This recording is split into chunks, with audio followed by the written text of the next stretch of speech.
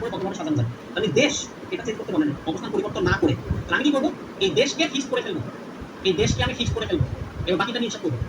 আর ওকে change করতে মানা করছে, আমি বাকিগুলো চেঞ্জ করবো। তাহলে বাকি আছে কয়জন, 1 2 3 4 5 6 জন। এই 6 জনের মধ্যে আবার 2টা এ।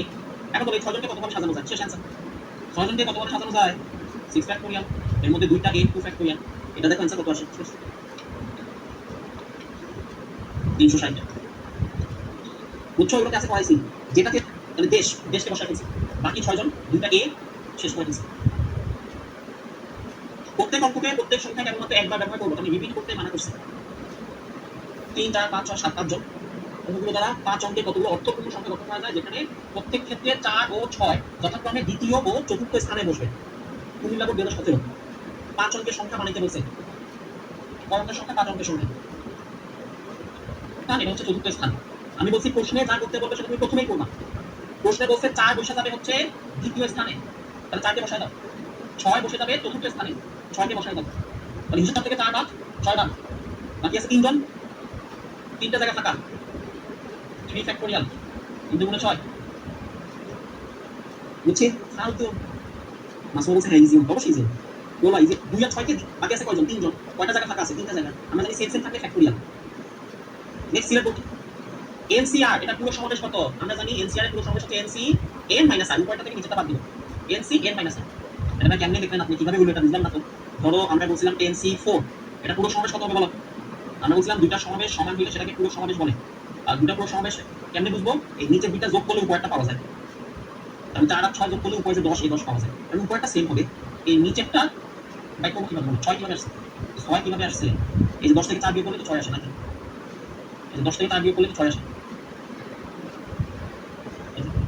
এটা গেছে, উপরটা থেকে নিচেরটা বিয়োগ করলে এই যে নিচেরটা চলে আসে, এটাই পুরো সমাবেশ। উপরটা থেকে নিচেরটা বিয়োগ দিবা, উপরটা থেকে নিচেরটা বিয়োগ দিবা। 7টা বিন্দু, কোনো সময় তো নাই। রেখা আঁকা যাবে নাকি 12টা, রেখা মানে কি 7c2, রেখা মানে 7c2। c2 কেমনে তুমি লেখা দিবা, এগুলো লেখা আমি বলছিলাম 2-3 লাইন, এগুলো সব লেখা দিবা 2-3 লাইন লেখা। প্র্যাকটিস বুকে দেখাবেন, লিখে দেখাইছি। ওকে, এটা 21 হবে না, মানে 1 নাম্বারটা হয় না, 2 নাম্বার। ত্রিভুজ, ত্রিভুজ মানে 7টা থেকে 3টা, 7টা থেকে 3টা 35টা, হ্যাঁ এটা ঠিক আছে 35টা। ওকে, গঠিত সমতলের ক্ষেত্রে কর্ণ, কর্ণ কর্ণ আমরা জানি 7c2 - 7, মানে 14টা, ঠিক আছে 7c2 - 7, মানে 2 আর 3টা। না ইংলিশ শুনলেন কিছু বাবা। সার্কেল শব্দটা বিন্যাস সংখ্যা কত, বিন্যাস করতে বলছে। সার্কেল কয়জন আছে দেখো তো, 6 জন, এর মধ্যে 2টা সি, 2c, হ্যাঁ আর 2 দিতে, তাহলে এটা হবে 6 ফ্যাক্টোরিয়াল বাই 2 ফ্যাক্টোরিয়াল, শেষ। দেখছো ফালতু অঙ্ক বাবা, এগুলো আবার আসে সুখর। ভিক্টোরি শব্দটি স্বরবর্ণগুলোর ক্রম পরিবর্তন না করে, আমি লিখে দিচ্ছি ক্রম বা ওয়ানা পরিবর্তন না করে, এটা সূত্র লিখে দিচ্ছি। এটা হবে মোট বিন্যাস, হবে উপরে, উপরে হবে মোট বিন্যাস। যাদের ক্রম পরিবর্তন করতে মানা করছে, যাদের ক্রম পরিবর্তন হবে না তাদের ফ্যাক্টোরিয়াল দিয়ে ভাগ।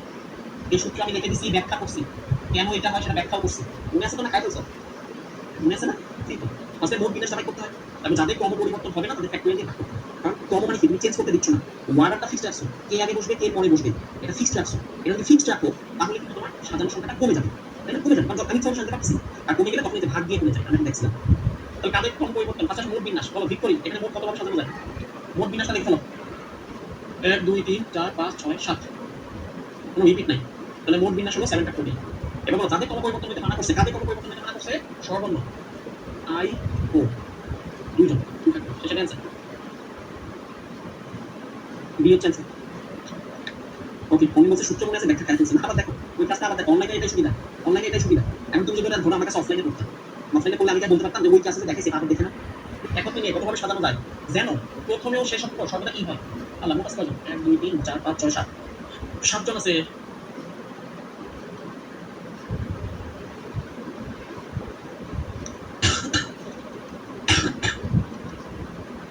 আবার বলছি, প্রশ্নে যা করতে বলবে সেটা প্রথমে করবে, একদম একদম সলিড, এটা কখনো চেঞ্জ হবে। প্রশ্নে যা করতে বলবে ওটা প্রথমে করে ফেলবে।